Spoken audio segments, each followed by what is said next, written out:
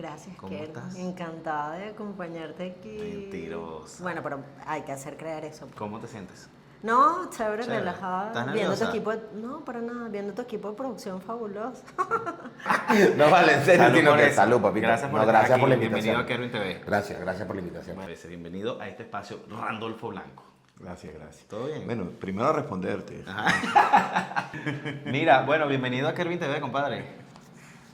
Bienvenido. Qué gusto. ¿Qué tal? ¿Cómo te sientes? Bien. todo ¿Nervioso? bien. No, para nada. Imposible, ¿verdad? Imposible. Bienvenida a Kerwin TV. Qué Gracias. gusto tenerte aquí en este hogar, en estas pantallas que tanto he compartido con tanta gente. No, feliz yo, porque además sé que has tenido a personas muy importantes. En el fondo es un contingente de la Guardia Nacional, además acompañado. Amigos de Carabota Digital, nosotros nos encontramos a esta hora en Valencia, Estado Carabobo. El periodismo en Venezuela es considerado hoy día una labor heroica no solo para quienes ostentan el título, sino para el resto de la sociedad que, gracias a la tecnología, también funge como un comunicador empírico con su celular ante cualquier injusticia que presencia en las calles de este país. Mis invitados de esta primera temporada no solo son buenos periodistas, pero también buenas personas. Aprovecharon para contar anécdotas, reírse y rememorar momentos que muy pocos conocen, porque recordar es vivir. Esto es Anécdotas de Periodistas por Kerwin TV.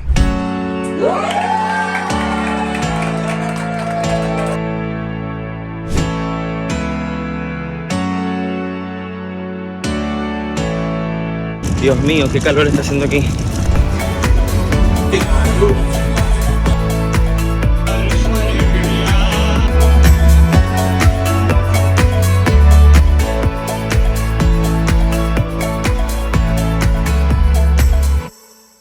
La idea de este espacio es invitar a amigos, colegas periodistas para que cuenten sus historias, nos cuenten anécdotas, le cuenten a la gente cómo se vive esta profesión desde un país tan complejo como Venezuela y cosas que muchas veces pasan tras bastidores o tras cámaras. En el año 93 aproximadamente, yo comencé a estudiar fotografía en la Escuela de Fotografía Julio Bengoechea en Maracaibo. Era la única escuela de fotografía que existía como tal. Y hablando de escuela, me refiero a cursos de 3 años de estudios. Mira, yo de chama tenía siempre en mente o ser periodista o ser abogada. Era complejo entrar a la Facultad de Derecho y bueno, decidí estudiar periodismo. Siempre me gustó por un tema creo que de vocación de servicio, de poder dar información, poder llevar información a la gente.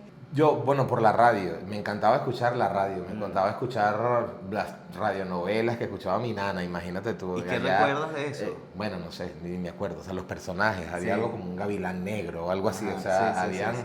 Mi nana siempre estaba como escuchando radionovelas y cosas y a mí siempre me encantaba porque, bueno, siempre estaba con ella. Yo tenía 12 años, me levantaba mi mamá a las 5 de la mañana para vestirme e ir al colegio y yo prendía la televisión y estaba El Observador, matutino. El Observador. El Observador. Y en ese momento era Sergio Novelli, no lo voy a olvidar nunca. Sí. Y yo le decía a mi mamá, ¿cómo se llama eso que ellos hacen? Y mi mamá me decía, ellos son periodistas. Y yo le decía, ¿y qué tengo que estudiar para hacer eso?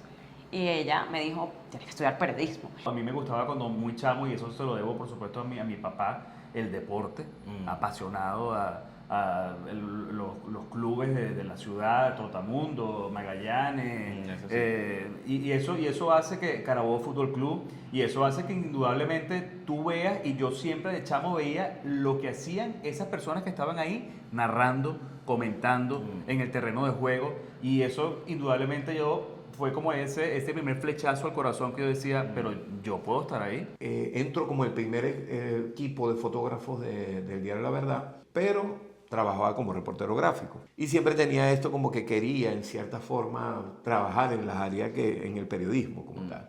Yo recuerdo, trabajé 7 años en Televen y en aquel momento no utilizábamos los teléfonos celulares para mandar noticias, utilizábamos una cámara que pesaba 16 kilos. Pero del periodismo informativo, como te digo, fue accidental, o sea, llegar a cubrir noticias fue accidental, eso no estaba en mi radar, pero bueno, cuando te das cuenta del impacto que puedes tener y cómo tu trabajo puede cambiar vidas.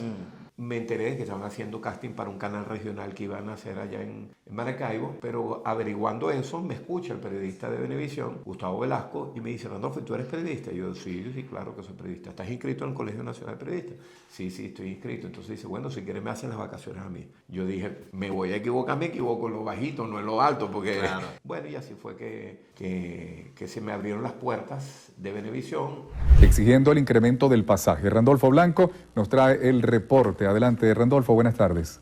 Buenas tardes, amigos. Acá en el estado Carabobo, a tan solo días de celebrarse la Navidad, por primera vez en mucho tiempo los andenes del terminal Big Low Center de Valencia permanecen totalmente vacíos. Tengo de graduada 19 años, pero en ejercicio tengo más tiempo. Comencé como pasante, por supuesto, como comenzamos todos. Sí, creo que el camino de la comunicación me llevó a la radio a muy temprana edad. Empecé a trabajar siendo menor de edad incluso, teniendo 17 años, como el asistente de producción de un programa en La Mega, Unión Radio. Y bueno, eso fue el primer amor y me quedé en la radio. Yo tenía que salir a pauta muy temprano y antes de las 3 ya yo tenía que estar en una empresa de transporte, de envíos, para mandar ese cassette para que llegara a Caracas a tiempo, para que pudiera salir en el noticiero estelar. Para mí, ser periodista es ser comunicadora, es ser amante también de la lengua, de la ortografía, del castellano. Yo creo que nosotros no dejamos de ser, tú no puedes dejar de ser periodista. O sea, inevitablemente siempre ese espíritu de periodista va a estar presente en cada decisión de tu vida, en cada cosa que hagas, en cada compartir con amigos, en cada decisión que tomes. Y yo creo que eso es un compromiso de vida, y yo creo que también por eso el periodista tiende a ser una persona muy solidaria. Es una responsabilidad importantísima. Creo que el periodismo en Venezuela y en el mundo es fundamental para las sociedades, para el crecimiento, para el comportamiento de las sociedades, y definitivamente sin periodismo no hay democracia. Yo creo que todo el que se diga periodista siempre va a apostar a la democracia. El periodista es el enlace entre los que necesitan, los que denuncian, entre los que tienen algún tipo de necesidad y los que pueden solventarla. Y ser periodista es eso, ser periodista es tener calma en el momento donde verdaderamente hay mucho caos. ¿Cómo determinas cuál realmente es la verdad de una noticia? Mira, clase de pregunta, Kervin José. Bueno, es que la verdad es algo muy relativo, ¿no? Lo que puede ser verdad para mí no necesariamente es tu verdad. Sí.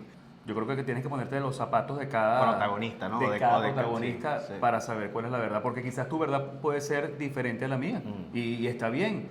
La verdad, yo siempre digo, bueno, que no hay una verdad absoluta, obviamente. Yo también creo eso. Obviamente nosotros los periodistas intentamos reconstruir la verdad más próxima, la verdad más lógica, la verdad que pueda invitar a la reflexión.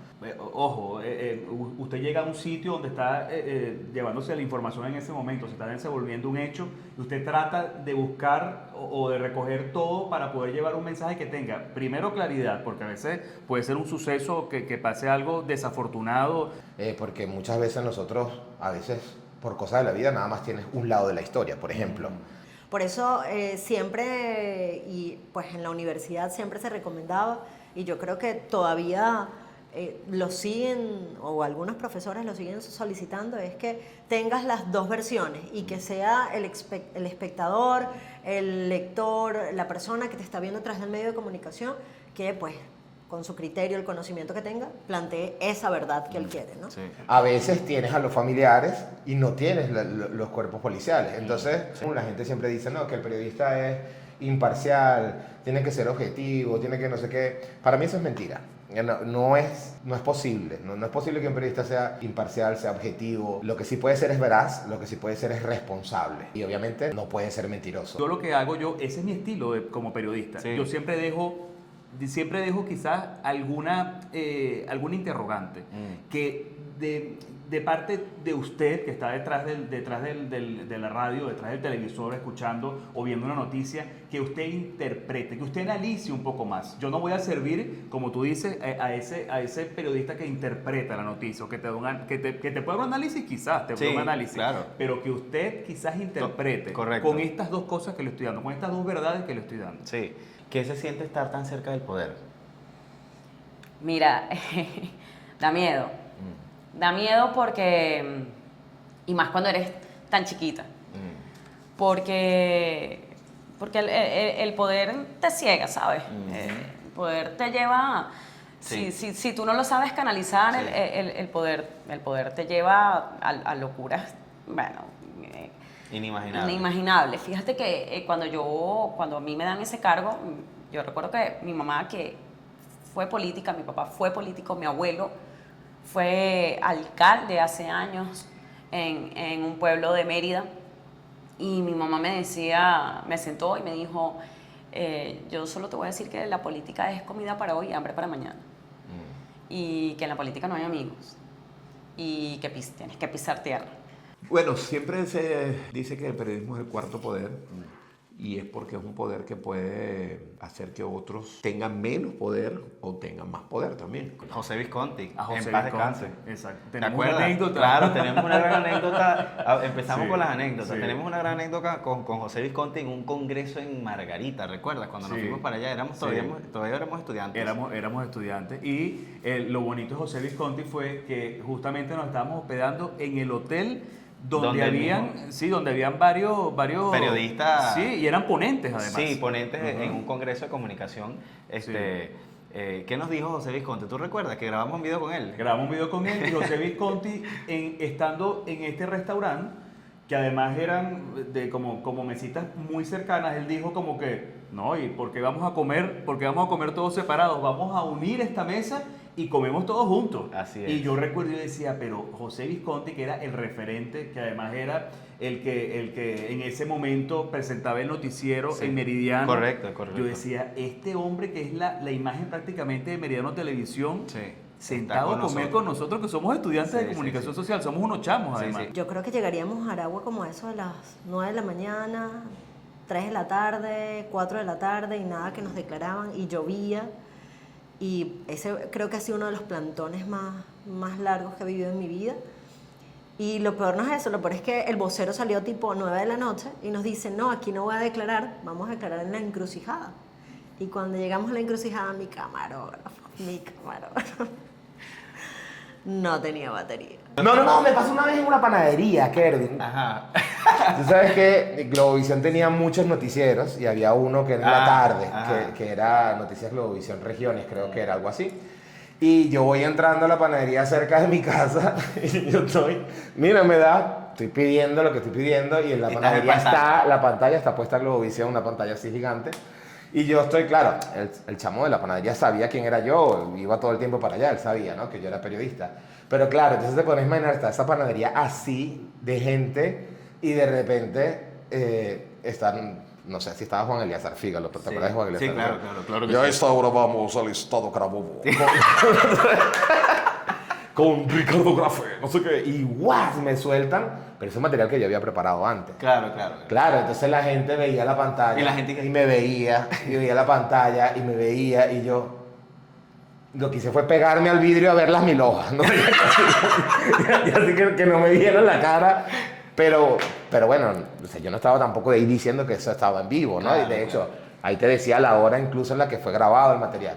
Pero la gente no ve esos detalles y es normal, no tienen por qué verlos. Aquí hubo un caso muy famoso de un secuestro, el de Richard Burton. Cuando yo llego acá, prácticamente llego como que al epicentro de ese conflicto, porque aquí fue donde lo secuestraron, aquí es donde vivía, aquí es donde vive su esposa, bueno, vivía su esposa, todo eso. Total, que estamos en el cine, estoy sentado yo, las dos muchachitas Darwin, de pronto ¡pum!, me suena el teléfono y de pronto contesto, y mi jefe, coordinador, Randolfo, sí, mira, ¿qué sabes de Burton? Y yo, no, nada. Bueno, cuidado, que hay rumores por ahí. Y yo, ok.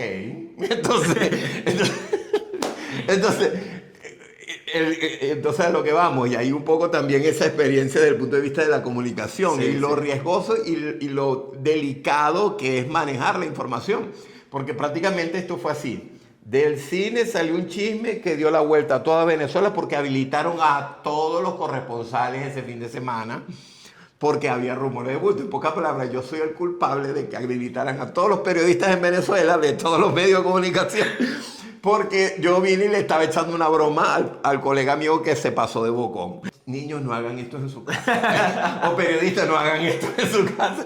Eso no se hace porque ahí es donde vamos, la responsabilidad tan grande que tú tienes desde el punto de vista comunicacional. Dame un ejemplo de por qué te dicen que la televisión miente. Un ejemplo. Bueno, porque, una vez me pasó, hubo un sismo en Tucacas. Esa es la esencia de este Sí, programa, de contar estas anécdotas. Hubo un sismo en Tucacas, y bueno, está el sismo, yo no estaba de guardia, pero bueno, igual me llaman en la radio y yo salgo al aire, y reporté todo para toda Venezuela, y yo salgo al aire, pero yo estaba en mi cama. O sea, yo estaba en mi casa. Y yo, doy todo el reporte y alguien llamó a mi mamá diciéndole, pero claro, también la gente es exagerada, diciéndole que en el Cayo. O sea, yo estaba en el Cayo, yo estaba en el Cayo con la toalla así inundada y la cava flotando, según esa persona. Entonces, claro, llama a mi mamá obviamente entra en corto porque mi mamá dice, pero ¿cómo es eso? Mi hijo está aquí en la casa, o sea, y abre la puerta del cuarto y cuando abre la puerta del cuarto yo estoy... Y entonces mi mamá empieza, tú no estabas en tu caca y no sé qué. Yo, no estoy en tu caca. Pero es que me dijeron que no sé qué. Y bueno, y ahí me dijo, ya, yo no creo en la prensa, yo no creo en la televisión, ustedes son unos mentirosos, no sé qué. Y yo, ay, Dios mío. Tu propia madre. Exacto. Y yo, mamá, pero es que yo nunca dije que estaba ahí, que la gente crea que yo estaba ahí era otra cosa, pero yo simplemente estaba dando el reporte, la información de lo que estaba ocurriendo. Me pasó una muy particular con Ismael Cala, porque era como el regreso de Cala luego de una época donde no era el Cala de la acostumbrado a la televisión. De CNN, claro. Ese Cala que está aquí como tú, haciendo preguntas a un entrevistado, Sí. Era un Cala totalmente diferente porque era un Cala que ahora, bueno, él dio un giro, su vida cambió. Correcto. Y él se dedicó prácticamente a esa parte no tan inspiradora, profesional, sino inspiradora, sí, motivadora, sí. quizás. Entonces era como todos estábamos, y me recuerdo que había un grupo de periodistas que estábamos como formulando preguntas de cómo ver ese Cala CNN a ver un Cala como un Cala conferencista, ¿no? Correcto, sí. Entonces, justamente no fue tenso, indudablemente no, porque pero eran tantas preguntas, Sí. queríamos saber tanto de Cala, que Cala decía, bueno, lastimosamente no tengo el tiempo para quedarme aquí y explicarle todo, bueno, vayan a la conferencia. Recuerdo una rueda de prensa donde yo le hice una pregunta a un ministro que en ese momento tenía 3 ministerios. Y bueno, para él esa fue una pregunta bastante incómoda y yo salí de allí y todo el mundo me daba como papelitos para decirme tenías razón, sí, lo que dijiste es así y yo... Pero lo peor no es eso, que cuando salgo de la rueda de prensa me llaman del canal para el que trabajaba en ese momento y me dicen, Ruth, ¿te sientes bien? ¿Estás segura? ¿Tienes miedo por tu vida? Y yo, ok, ¿qué hice yo? Y de repente me manda a llamar y el secretario de comunicación me dice, Ruth, mira, el gobernador quiere hablar contigo. Y yo, ok, chévere. Ruth, ¿estás bien? ¿Te sientes segura? ¿Estás en peligro? ¿Quieres que te ayudemos con seguridad? Y en ese momento fue cuando yo entendí en el país en el que estaba, ¿no? Y en una de esas, este candidato de otra alcaldía me grita y yo le dije, yo no me grite, señor fulanito de tal, por favor, yo no soy de ese equipo, a mí me respeta. Vamos a recordarle a la gente que a Costa Carles, el exgobernador de Carabobo, le mordió el micrófono a este hombre. Mordió el screen o tapavientos del micrófono de televisión. Bueno, Acosta Carles tenía su personalidad bastante particular. Muy particular. Sí, era una rueda de prensa, pero de La Guardia. Y él ya era gobernador y estaba en La Guardia. El conjunto de periodistas dice, vamos a entrevistarlo al general. Yo particularmente no lo quería entrevistar por su particularidad, pero cuando veo que está hablando de algo importante, porque era el problema con la basura que existía en ese momento, con el relleno sanitario y todo eso, entonces yo digo, no, tengo que irlo a entrevistar. Entonces yo vengo y meto el micrófono, cuando meto el micrófono, llega el de seguridad, me comienza a golpear. Entonces yo vengo y paso la mano y entonces seguridad me pasa la mano. El gobernador se incomoda, no por eso, sino se incomoda por las preguntas que le están haciendo. Es decir, ya estaba fuerte. Y entonces como yo estaba acá él viene y lo que hace es esto, se acerca. Colocación.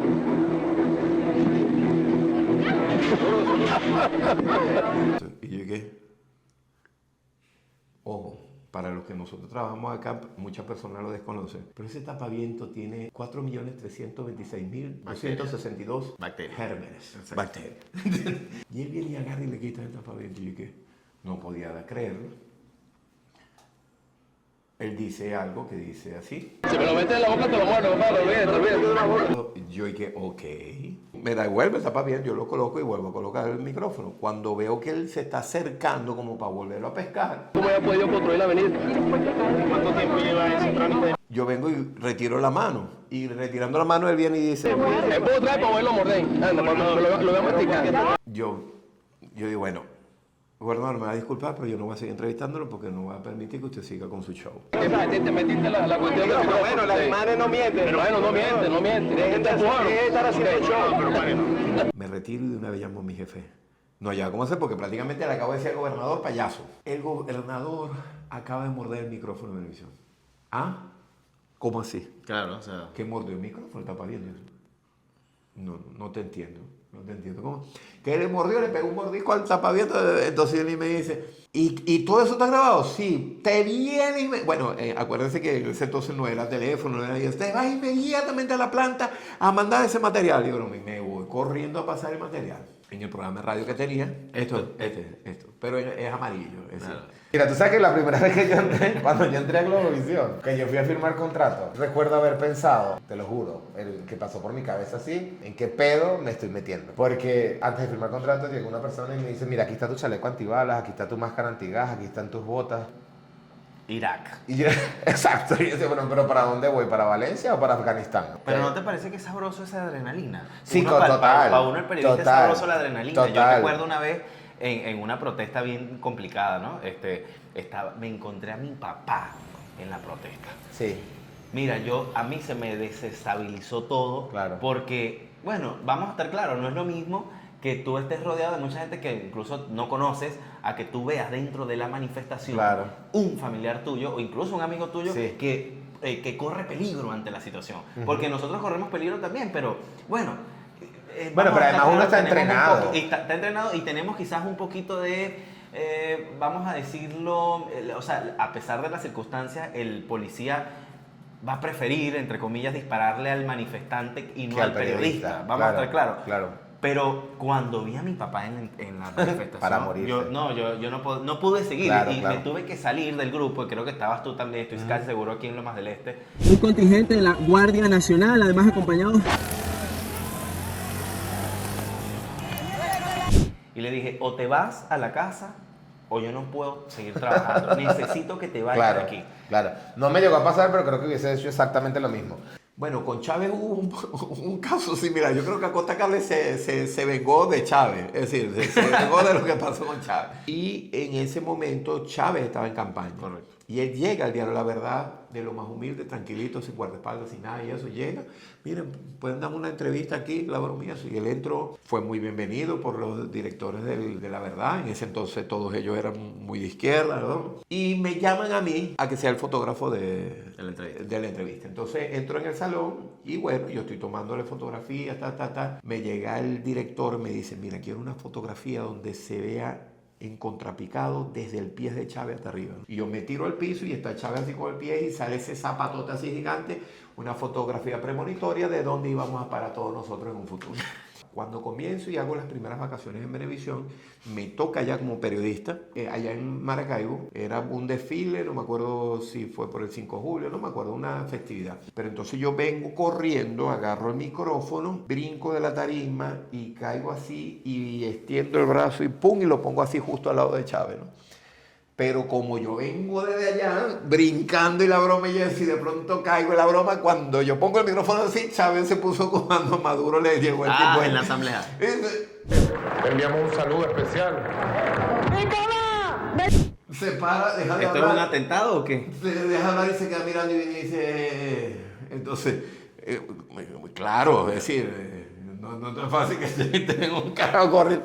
Entonces, bueno, allí esa fue la primera vez que estuve yo como entrevistándolo como periodista. Cuando me tocó cubrir la explosión de Amoay. Y ahí mismo me llama la vicepresidenta de Globovisión. Saliendo para Moai, me imagino. Y me dice, hola, ¿cómo estás? No sé qué. ¿Ya saliste de la casa? No, haz maletica, bebé, porque te me vas para Moai. Estaba pensando y me revisaba por aquí adelante. Y yo decía, será un tiro, no ha salido. Yo cuando inicié la campaña, porque a inicio de la campaña me dan la oportunidad de ser la coordinadora de comunicaciones de la campaña política a la alcaldía de Miguel Cochola, y cuando inicio esa campaña, pues me empiezo, digamos, a rodear de un mundo complicado, Sí, pero muy interesante también. pero muy interesante a nivel comunicacional. Sí. Que en 2014, recuerdo, me dijo, Ruth, era un general, mira lo que me hicieron tus colegas. Y yo, ok, eran 2 diarios de aquí de la región, y yo, ¿cómo me hacen eso, Ruth? Y yo, bueno, mire, general, y porque usted no les declara, Ruth, es que no estoy autorizado. O sea, nosotros necesitamos las fuentes. Sí. Y si tenemos una versión y la otra no quiere hablar, pues no, a veces no podemos hacer nada. Sí. Una de las cosas muy cómicas y que seguramente te llegó a pasar en algún momento es cuando no estás entendiendo absolutamente nada de lo que están declarando. ¿Por dónde abro esta noticia? Y uno está viendo al vocero y estás como que...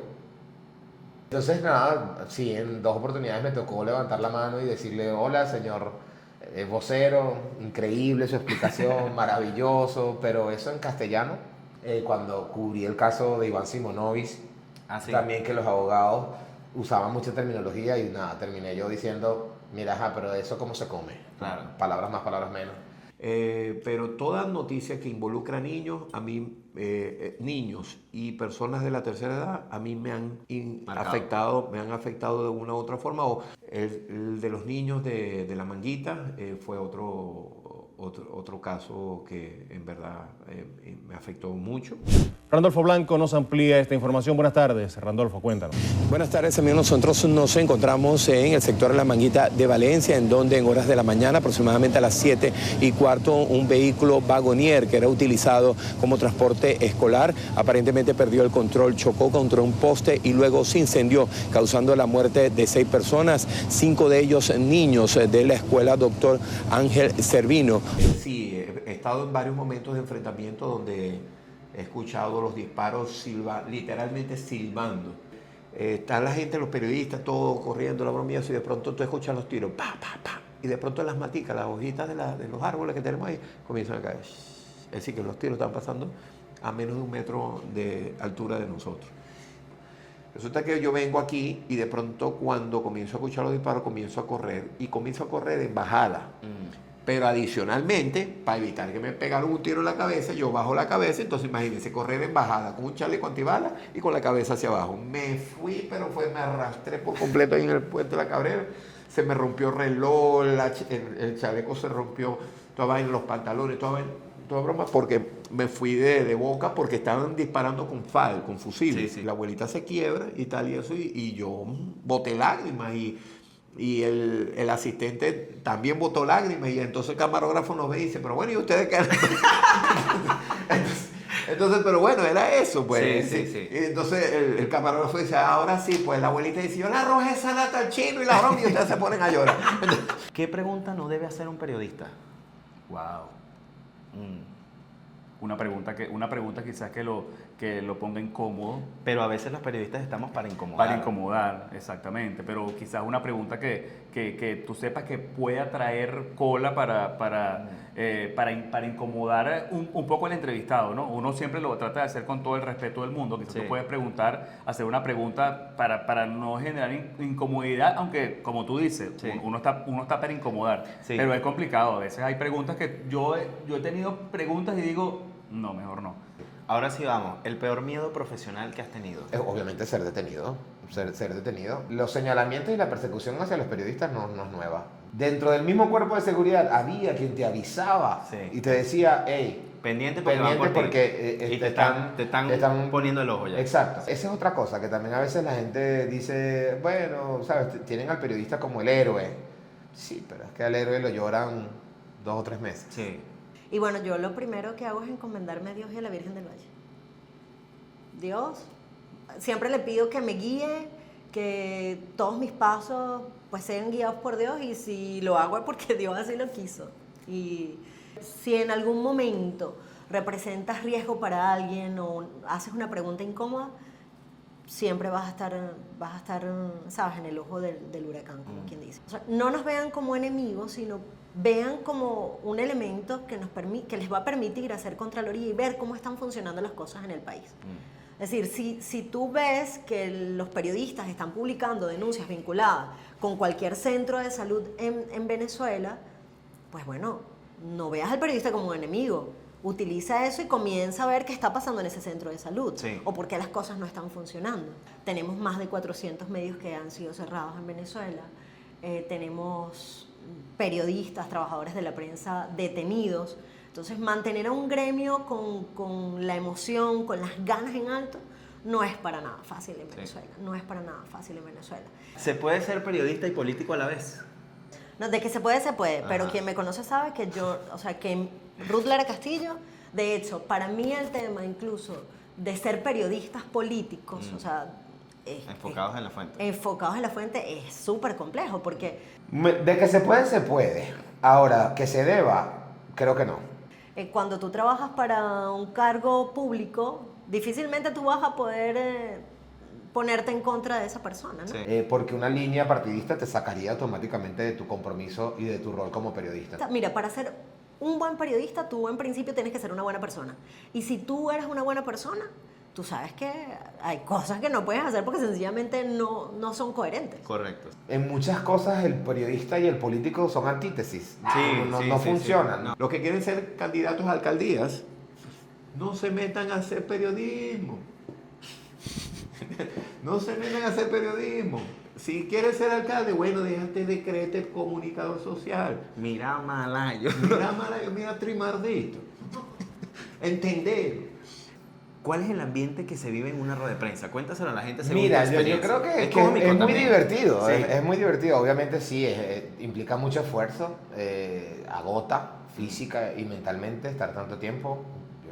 Yo tuve jornadas de trabajo de 27 y 28 horas continuas, con plantones incluidos, esperando resultados electorales, esperando la declaración de un ministro que venía volando de Caracas y bueno, no sé, Caracas como que quedaba en Afganistán, porque tardaba tanto en llegar, ¿no?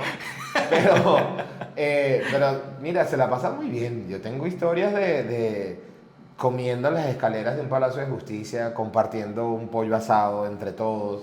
Yo llegué a ver en plantones, mira, yo en plantones he visto cartas, he visto perinola, he visto cartas de uno, bueno, de todo ha pasado, bailes, no sé, yo creo que si ahorita, al día de hoy, los periodistas estuviéramos haciendo plantones, no sé, estaríamos grabando trends de TikTok y haciendo coreografías de TikTok, qué sé yo. El plantón por lo general se dan en ruedas de prensa del sector público, ¿no? Oficial. Nos han hecho esperar muchísimo. ¿Cómo es que hay una lista para que ciertos periodistas hagan preguntas y otros no? Sí, bueno, yo he visto unas, Kervin, que son democráticos. Ajá, y las otras son dedocráticos. Sí, porque también se busca quizás el que hace la entrevista o el que hace la rueda de prensa en este caso, que siempre lleva la batuta un periodista reconocido, ¿no? Que además convoca a otros periodistas para que asistan a esa rueda de prensa. Ya él sabe quiénes son los que van a hacer la pregunta. Ya él sabe. Usted se puede anotar en una lista, pero ya él sabe a quién va a escoger para que le haga esa pregunta. Sí. Ahora, ¿por qué crees que sabe? ¿Por qué se da eso? Bueno, por la experiencia, ¿no? Por quizás es como buscar ese periodista que me va a hacer la pregunta que quiero. Y es correcto, por ahí iba. Es como lo que pasó entre Donald Trump y Jorge Ramos en Estados Unidos, en una rueda de prensa que no querían dejar preguntar a Jorge Ramos como buen periodista bien incisivo que ha sido toda la vida. Y fíjate que el desenlace fue el que todos esperaban. Una trifulca entre el presidente y el periodista que al final terminó siendo el periodista expulsado de la rueda de prensa. Sí. Las emociones no son fáciles de manejar. Sin embargo, nosotros como periodistas tenemos que controlar un poco las emociones. Primero está el ser humano y después está el periodista. Y me ha pasado en varias pautas. Recuerdo incluso cuando los policías metropolitanos en Aragua, hace ya bastante tiempo, ver a la madre de uno de ellos llorando. Le habían dado creo que 30 años, algo así, 20 años, no recuerdo en este momento.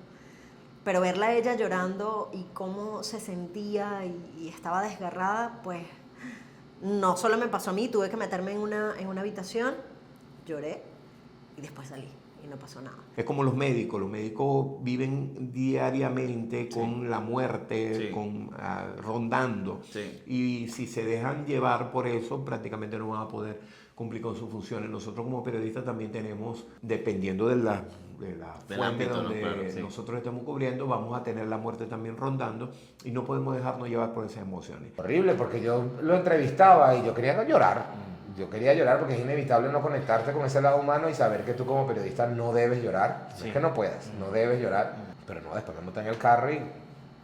No es que deje de ser sensible, sino que nosotros como periodistas tenemos que prepararnos muchas veces ante esas situaciones y no escapamos a ello porque siempre hay momentos donde definitivamente se nos agua el guarapo. Tú sabes que siempre se dice, bueno, a mí siempre me lo dijeron muchas veces como periodistas, amigos, familiares, Sí. pero ¿cómo es eso? Naguará, ustedes son los primeros que se enteran. O sea, hay un accidente en la autopista, Naguará, siempre están los periodistas. ¿Cómo se enteran tan rápido?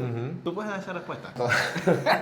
Tenemos como grupos de periodistas donde hay mucho apoyo. La gran cantidad de amistades y de contactos que uno va generando con el pasar del tiempo. Pero siempre hay una fuente, de repente hay un funcionario que se ve afectado por alguna situación y mira, aquí está pasando esto y bueno.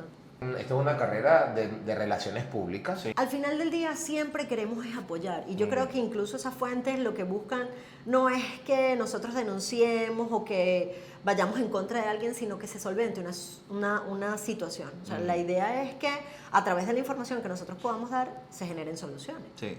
Y son personas que cuando ven que te dan una información y tú la transmites y cuidas su seguridad, cuidas su identidad, cuidas su seguridad, pues se convierten en informantes muy importantes. Mantener ese secreto y la parte confidencial es muy importante, Claro. porque además de eso, como yo siempre digo, uno no come una sola vez. Eso es verdad. Tú no comes una sola vez. Es verdad. Entonces, a esa persona que te está diciendo eso, a esa persona que te está dando un dato, que está rompiendo el celofán, Confiando esa en ti, información, correcto. confiando en ti, Sí. bueno, usted debe mantenerse, además, tener la información y mantenerla ahí al margen, ¿no? Mantenerse al margen en no revelar nunca la fuente. Sí.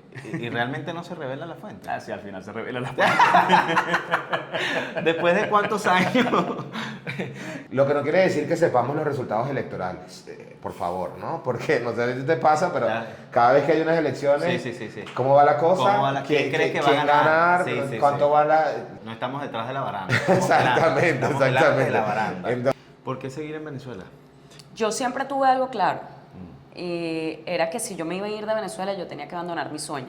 El país que nos dio la vida, pero además que nos ha visto crecer, nos ha visto formarnos como profesionales, ¿sabes? Uno tiene que ser recíproco. Sí. Hay una cosa que me ata al país y es la familia. Cada quien consigue la felicidad en lo que quiera. Yo consigo la felicidad en mi país. Y aquí en mi país, con trabajo honesto, echándole pichón, tengo todo lo que he querido, hago un trabajo de lo que me gusta, he viajado por el mundo. Mira, yo me hice esa pregunta muchísimo desde el punto de vista de hecho, pensé muchas veces en migrar, estaba hasta haciendo trámites y todo para migrar, pero Yo muy joven comencé un trayecto y era saltarme de ese barco y nadar a la deriva. Sí, a la deriva. El tema familiar, pero indudablemente es como tener en los pies un ancla y un imán que no estás, te deja. Estás anclado no solamente a tus raíces, ¿no? que es el país donde estás, Sí. sino también en tema familiar. Sí. ¿no? Entonces, yo creo que, bueno, Venezuela tiene mucho que dar, yo espero que las cosas mejoren, yo creo que todos esperamos que las cosas mejoren. Sí, hay momentos, ¿sabes? En lo que toca frenar, en lo que toca, digamos, medirse. Sí. En eso estamos, pero yo soy feliz. hay que ver con mucha lupa esto, Sí, porque sí. si uno se pone a ver ante tantas condiciones adversas que tenemos acá y uno ve nuestros hijos hasta qué punto van a poder realmente tener un mejor futuro acá, pero bueno, definitivamente las cosas tarde o temprano tienen que mejorar, cambiar. Venezuela porque es mi país. Es mi país, es donde nací, es donde me crié. Y cuando nace Lucas Antonio, ver a toda la familia ahí apoyándote, ver quizás a María José rodeada de todos sus seres queridos, ver quizás a mi suegro, a ese papá de María José que hoy no está y que vio el nacimiento de su nieto, ya tú dices, Esto vale más. En otro país, bueno, no, estuviésemos nosotros dos solos. Correcto. Quizás estuviese María José sola porque en otro país la dinámica es diferente, ¿no? Sí. No es como aquí que tú puedes, bueno, en el trabajo puedes ser un poco más condescendiente, ¿no? Tienes familia que te puede apoyar, pero en otro país no. Y eso fue lo que después de eso dijimos, no, yo creo que ya nosotros nos tenemos que quedar en Venezuela. ¿Se puede todavía en Venezuela? Sí. Cuesta arriba, es complicado como le digo a todo, y quizás con darle la vuelta a todo, porque en este país es increíble cómo nosotros mismos le vamos dando a la dinámica, le damos dando como vueltas a la dinámica, así como un dado cuando usted vuelve a lanzar el dado para buscarle la vuelta. Sí, así es vivir en Venezuela. Porque bueno, esta es tu cultura. Y bueno, a mí me encanta ir a Europa y caminar las calles de Europa. Y me encanta hablar con español, me parecen que son súper chéveres. Me encanta, me fascina, pero no es mi vida, no es mi mundo. O sea, no son mis calles ni siquiera. No es mi gente. Sí. No es alguien que yo le voy a decir un chiste y me va a entender. Correcto. Bueno, la esposa de Lucas es una de las que siempre dice, en este país se sufre, pero se goza. Bueno, es parte de lo que aquí se vive en Venezuela. Son muchas realidades, son muchas situaciones, muchas variables, ¿no? Que hacen que cada quien tome la decisión de quedarse, de irse. Cualquiera siempre va a ser una decisión importante. ¿Qué le dices tú a la gente que está fuera de Venezuela que considera que el que se queda en este país es porque es conformista? Mira, yo creo que no, yo creo para nada. Yo creo lo mismo que hablamos hace un momento, cada quien consigue la felicidad en cosas diferentes. A lo mejor para alguien tener la felicidad es, bueno, vivir afuera, poder cambiar carro, cosa que todos quisiéramos, eso obviamente. Claro. Tener el dinero para pagar la renta, que ahí se les va el 80% de la vida, y así sucesivamente. Yo soy una de las personas, ejemplos menos de conformismo. A mí me causa mucha curiosidad, a veces me da hasta risa, estos venezolanos que los que pelean de adentro hacia afuera y los que pelean de afuera hacia adentro. Sí. Porque es que la verdad es que las realidades son muy distintas. Total, sí. Entonces tú no puedes juzgar por qué el que se fue y por qué el que se quedó. Usted verá a qué se amarra y en qué se le va la vida. Conectándose con lo que falta, conectándose con lo que usted quiere que sea pero no es, conectándose con lo que no va a llegar, o aprovecha y disfruta lo que tiene, vive lo que tiene, goza lo que tiene, comparte lo que tiene, y allí, bueno, usted verá, pasa el resto de su vida sufriendo o pasa el resto de su vida intentando ser lo más feliz posible. Mejor imposible. Yo te puedo decir que yo, cuando esto del apagón, yo colapsé y ese día dije, me voy, yo no puedo más, yo no aguanto más, me sentía desmoralizada, me sentía muy triste, de verdad, por estar viviendo lo que estábamos viviendo. No eran unas condiciones, total, ¿no? sí, Y nadie se merece vivir eso. Correcto. Yo decía, ¿por qué? Yo no me merezco esto. Pero al final todo pasa y cosas malas hay en todos lados. Yo siempre he dicho que emigrar es cambiar unos problemas por otros. ¿Qué le dirías al Randolfo de hace 25 años, casi a punto de graduarse? ¿Qué le dirías? ¿Qué le diría? No dejes Maracaibo, no mentira. porque Valencia es la pepper que No. Que fuese más rápido siguiendo los proyectos personales. ¿Alguna entrevista soñada? El Papa. Pero el actual, o sea, porque Sí, ya no, los siempre demás, el Papa. Nunca he podido entrevistar a ningún Papa, así que el día que pueda León, entrevistar... ahora es León. Ahora León, ¿Sí? Sí, eso sería Bueno, tú eres una mujer bien creyente, ¿no? absolutamente creyente. O sea, sí. Tienes al Papa de frente ahorita, ¿qué le preguntarías? Esa no la esperaba. No, pero creo que una de las cosas que les preguntaría al Papa es ¿por qué tanta diplomacia? ¿Por qué tanta diplomacia? Sí creo que el Papa tiene la fuerza, además que sé que hay mucha gente que cree en la iglesia, que cree en el Papa, y que pudiera en algún momento hacer esos llamados o ese acercamiento. Reni Tolina. Bueno, lo que pasa es que en el caso de Reni se vinculó con el tema político. Quizás me gustaría saber el porqué de vincularse una cosa con la otra, ¿no? ¿A quién me gustaría entrevistar que hasta ahora no? Chamo, pero te has pasado de Cristina. Bueno, esas pero son preguntas Por Univisión Puerto Rico. de Saralegui. Siempre quise entrevistar a Dudamel, nunca pude. Me parece que es un venezolano extraordinario y que creo que su historia siempre servirá de inspiración. Una pregunta que un periodista nunca debería hacer. Hay veces que de repente tú escuchas a los colegas y... Sí, a ver, no voy a juzgar a nadie. Sí. Pero de repente, no lo sé, Magallanes quedó campeón. ¿Tú eres magallanero o eres caraquista? Magallanero, sí. Ah, bueno, qué chévere. No, por si acaso, si no, para saber si me paraba o no. Ajá, entonces ganó Magallanes. Entonces vas a entrevistar al Tubo, al que sea. Y tú eres el colega, ¿cómo te sientes? Sí. Esa es la pregunta que no o sea, ¿qué tú esperas que te diga? Claro, me siento mal, estoy deprimido. Es correcto, es como cuando tienes acabo de ganar. O una situación difícil, un suceso, y cuéntame cómo se siente, como le hacen la pregunta a las familiares de Rubí Pérez, o a los familiares de esta gente que perdió la vida en República Dominicana, ¿cómo le vas a preguntar cómo se siente? Sí. 3 canales de noticias importantes que no debes dejar de seguir en Telegram. Infobae. También está por allí el del Pitazo, es muy bueno. Okay. Y siempre consumo el de Alberto Federico Rabel. El canal de Alberto Federico Rabel de Telegram también está con información al instante. Un amigo me dice, mira, en el grupo donde yo trabajo, específicamente en los hoteles, en GH Guaporodín, están buscando una jefe de mercadeo. ¿Te atreverías a ir? Y yo le dije, bueno, sí. Le mando el currículo a él y a las 3 horas me llama. Yo tenía aproximadamente 8 o 9 meses en el cargo y llega la pandemia. Y en ese momento surgen las figuras corporativas y me plantean la gerencia corporativa de mercadeo, es decir, de los 4 hoteles. Okay. Y bueno, para mí fue un reto igual. Un reto importante. Porque, pregúntame, yo sabía de hotelería lo que sé de física cuántica, nada. Sí. Y bueno, hoy por hoy ya tengo 6 años en la organización, me encanta. Además, el turismo es un mundo increíble y en Venezuela más, porque en Venezuela contamos con tantas cosas bellas naturales y tendríamos para explotarlo tanto.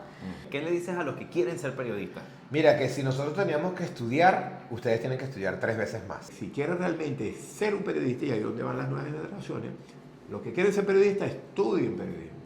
Los que quieren ser influencer, entonces sencillamente entienden las limitaciones que tienen el influencer. O sea, que piensen muchísimo en la vocación de servicio. ¿Okay? El comunicador social, el periodista, se debe a la sociedad. Sí. Entonces, tratar de hacer las cosas... Siempre hacer las cosas con mucha pasión, con mucho amor y buscando siempre hacer el bien.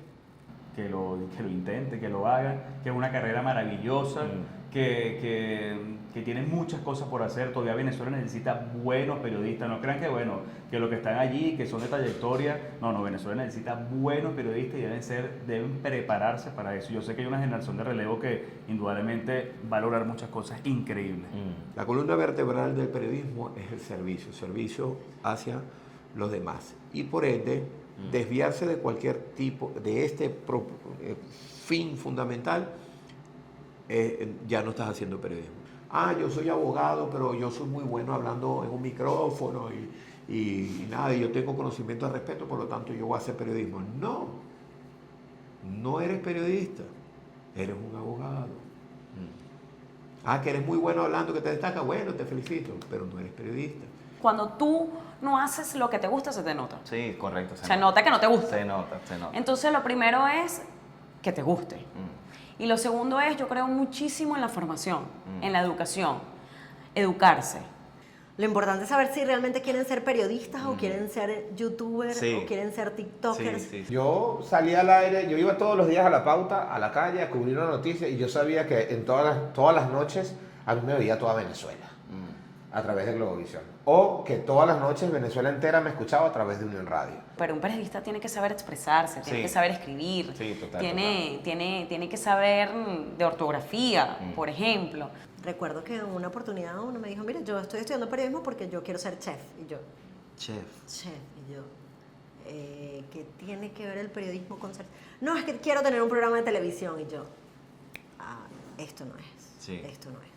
Ahora los chamos tienen que hacer el contenido, tienen que hacer la noticia, tienen que hacer la entrevista, pero además tienen que crear los espacios, gestionar la comunidad, hacer los visual hooks, hacer los titulares llamativos, buscar los clics, generar tráfico a la web.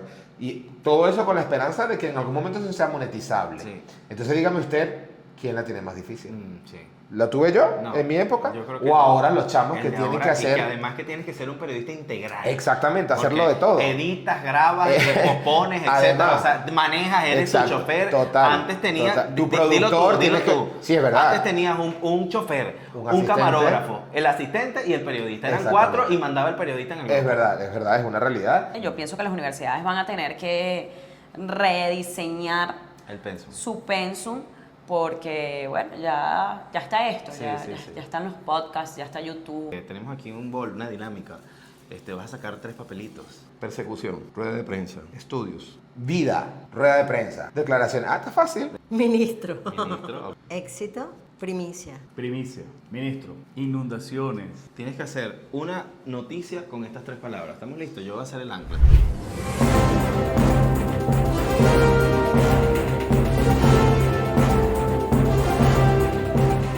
Amigos, interrumpimos nuestra programación para informar que hace minutos ha ocurrido una persecución en el estado Carabobo. Nosotros, por supuesto, hacemos un contacto a esta hora con nuestro corresponsal de la entidad, Randolfo Blanco, quien nos va a ampliar un poco la información. Adelante, Randolfo. Gracias, Kervin. Bueno, sí, nos encontramos en estos momentos en Trapichito, donde el CICPC se ha metido en las diferentes calles de esta urbanización, ya que se presume que hay miembros de una peligrosa banda delictiva dedicada al robo de blindados. En estos momentos, los funcionarios han entrado por las distintas calles en una persecución paso a paso de todos estos delincuentes que aparentemente tienen azotado todo el casco central de la ciudad de Valencia, además de todas las zonas aledañas de las distintas urbanizaciones de la ciudad de Valencia. Una vez que termine este procedimiento, está previsto que funcionarios del CICPC den una rueda de prensa en la sede de la Delegación Estatal Carabobo y por supuesto nosotros estaremos allí para llevarle todos los detalles. Por ahora vamos a dar el pase de nuevo a los estudios. Adelante, Ruth. Gracias, Kervin. A esta hora el contacto lo establecemos desde el estado Carabobo, donde hace algunos minutos el ministro X dio detalles sobre el éxito de la gestión que ha mantenido durante estos últimos días. Esta es una primicia que damos para ustedes. Kervin, nosotros pues nos vamos a mantener aquí dándoles a ustedes todos los detalles, todas las informaciones que este ministro nos va a ofrecer. Con esta información volvemos contigo, Kervin. Kervin, un gusto saludarte. A esta hora en efecto nos encontramos a la expectativa de lo que será una rueda de prensa que ofrecerán las autoridades nacionales para dar detalles, para dar declaraciones oficiales luego del suceso que se conociera más temprano en el que al menos 8 personas perdieron la vida o fueron encontradas, los cuerpos de estas personas fueron encontradas en una zona boscosa al norte de la ciudad de Valencia. Reiteramos, 8 personas habían perdido la vida en la capital del estado Carabobo y nos encontramos acá esperando la rueda de prensa para las declaraciones oficiales en torno a este caso. Por supuesto, apenas tengamos mayores detalles estaremos estableciendo un nuevo contacto. De momento retornamos contigo a los estudios. Así es, Kerry, muchísimas gracias por el pase. Nosotros nos encontramos desde acá en una de las zonas más afectadas por el tema de las inundaciones. Quizás estamos muy cerca del río Cabriales, a orillas del río Cabriales. El ministro de Ambiente, quien nos ha contado una primicia de última hora, una información que se está generando de cómo las lluvias quizás en las próximas horas pueden bajar. Así que nosotros, pues con esta información y además con el servicio meteorológico que también se acercó y dio la información de cómo estas lluvias pueden bajar durante las próximas horas, hacemos un llamado a la colectividad para que mantengan la calma y para que en estos momentos tan turbios y tan difíciles pues estén en zonas seguras, se mantengan en zonas seguras y además tengan a disposición los números telefónicos de todos los efectivos de seguridad para que puedan atender cualquier emergencia. Kelvin, con esta información que se está generando desde acá, desde el estado de Carabobo, retornamos el pase a los estudios. Gracias por estar en Kervin TV. Aplausos, caramba. Gracias por estar aquí. Ay, I love you. Pero los periodistas no están con un vaso aquí. Salud, compadre. Muchas gracias. Esto es Kervin TV. Gracias. Muchas gracias. Hasta la próxima. Chao, chao. Gracias por haber estado aquí. ¿Y quién paga por este reporte? Willos. Salud, papito. Salud. Gracias por estar aquí. No, y gracias por la siempre invitación. a este espacio. No, para nada. Un honor. Una nota haber estado aquí. Gracias por haberlo considerado. Un honor. Mira, ¿tú comes mayonesa? No Me mucho. encanta la mayonesa. ¿Sí? Ven Me por acá. encanta. Mira esto que tenemos aquí, mayonesa Willows. Además, esa es la que compro yo para mi casa. Te lo juro. ¿En serio? Voy a llegar. ¿Viste? Te voy a tomar una foto a la mayonesa. porque es divina. Bueno, lo estamos haciendo bien entonces en Grupo Don Tito. Mírate esto que te vamos a regalar aquí también. Ahora tenemos salsa de maíz. Ay, mira. Sí, sí, la has probado. Ya sabes que la vamos a utilizar bastante. No, la mayonesa sí la he probado. Sí. Pero la voy a usar bastante porque si hay algo que tenemos los maracuchos es que comemos salsa para todo. Parejo. Es decir, dame una salsa con tu marrancho, por favor, o una salsa con perro caliente. Es decir, es más salsa que perro caliente. Exactamente.